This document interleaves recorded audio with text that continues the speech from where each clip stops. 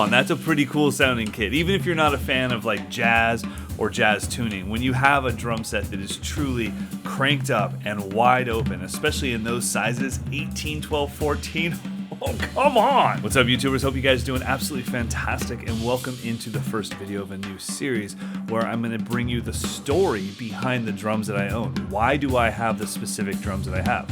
Honestly, what you see normally on the stage, which is my Blue Sparkle Broadcaster, my signature snare drum, that's all I need. I'm good to go. So why do I have over 40 snare drums and multiple kits if I'm not playing them constantly? Well, it's because each one of them has a story.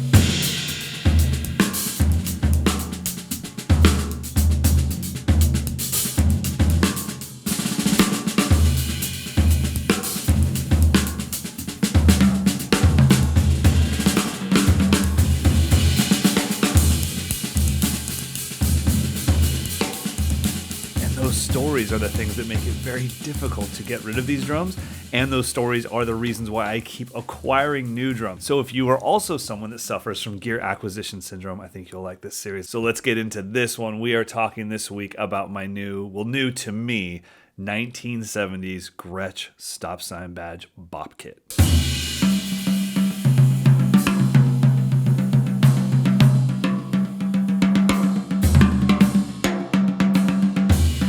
First, let's talk about the shells themselves. This is a 70s era stop sign badge kit, but early 70s. So these are Jasper shells, 6-ply shells made for Gretsch by the Jasper Furniture Company. And these are kind of the legendary shells. If you don't know a ton about Gretsch, most people are either looking for round badge Jasper shells or stop sign badge Jasper shells. Now, Jasper shells aside, I think that any drum set that has lived for 40 or 50 or 60 or 70 plus years has a vibe to it, and that vibe is very hard to recreate because if we're dealing with wood, that natural material has aged through time.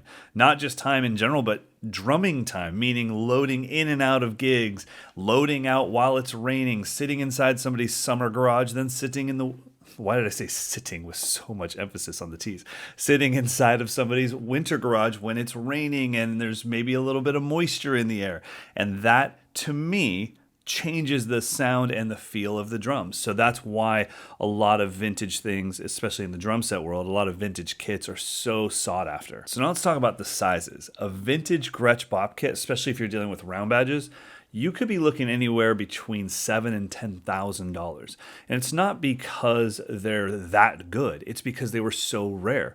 Gretsch wasn't making a lot. We consider an 18-inch bass drum now to be a jazz bass drum. But at the time, the 20 was the jazz bass drum, and the 22 was more the big band and rock and roll bass drum. So that 18 is just extremely rare. It's really hard to find. It was becoming more common as we got into the 70s and 80s, and so that's why the price of this kit did not cost me $10,000. The price of this kit was much lower because it's a stop sign badge era, but it's still the same great Jasper shells. So I don't care what badge is on it, I just want the sound. And the sound of an 18, 12, 14, especially when you crank them up, bass drum is wide open, I have nothing in it, single ply heads on both sides. It's just, not only is it special, but it makes you play differently because the drums aren't making the normal sounds that you're used to. Another thing that brought the cost down on this specific drum set was the fact that it's a re-wrap.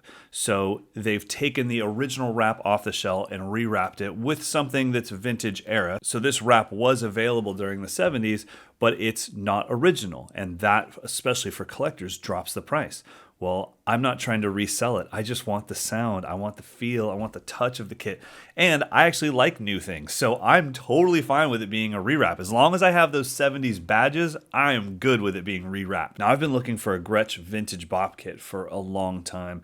And like I said, they're just so outrageously expensive. And I'm not a jazz drummer. So it was like, well, I'm just never going to imagine the fight with the wife when I have to tell her I spent 10 grand on a drum set for a genre that I don't play, made by a company that I'm currently sponsored by. That would not go down well. So it was one of those things where I always wanted it, but I was never going to drop between 6 and 10 grand on one. Then I was at Nelson Drum Shop for the clinic I did recently, and I just, as I'm playing, I literally see this thing up on the shelf, and I'm going, oh, stop sign badge. I'm pretty sure that's an 18. I'm literally doing clinic stuff, looking at it going like, I think that's an 18. It's got to be an 18 because the 14 on top of it doesn't look that much bigger, and that's 12 on top of that. And it's just stacked. And so I'm getting through the clinic, and all I want to do, obviously I enjoyed doing the clinic, but I couldn't wait to talk to the staff about the kit. So I finally talked to them, and I look at the price, and I'm like, this is very affordable. What's going on? They said, oh, it's a rewrap, it's a stop sign badge, blah, blah, blah, a couple other things. And I was like, okay, but there's no extra holes drilled. It's perfect for me. This is exactly what I want. But the most important thing was I wanted to take something home from Nelson Drum Shop. You know, Bryson was my student. He started studying with me when he was a kid. I think he was like 12 years old, privately at the Drum Lab, like my first business. And I taught him until he moved to Nashville. And so I knew going in there, like, all right, I'm going to pick up an Acrolite or something. I want something to remember this evening and to almost celebrate Bryson's achievement for creating one of the greatest drum shops in the world. And so I was thinking I was going to get a $200 Ludwig snare or something like that. And then I saw the kit just on the shelf, and I was like, oh my God, I have to have it.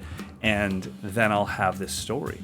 And so the price point, the fact that it was the shells that I wanted, it was going to sound the way that I wanted to sound, and the fact that it was tied to this moment of celebration for one of my students, going from a kid that was interested in drums and trying to find his way in the world to a man who owns one of the coolest shops on the planet. I just had to have it. And honestly, whether I'm playing this drum set every day or if I'm just seeing it when I walk into the studio, it reminds me of so many good things.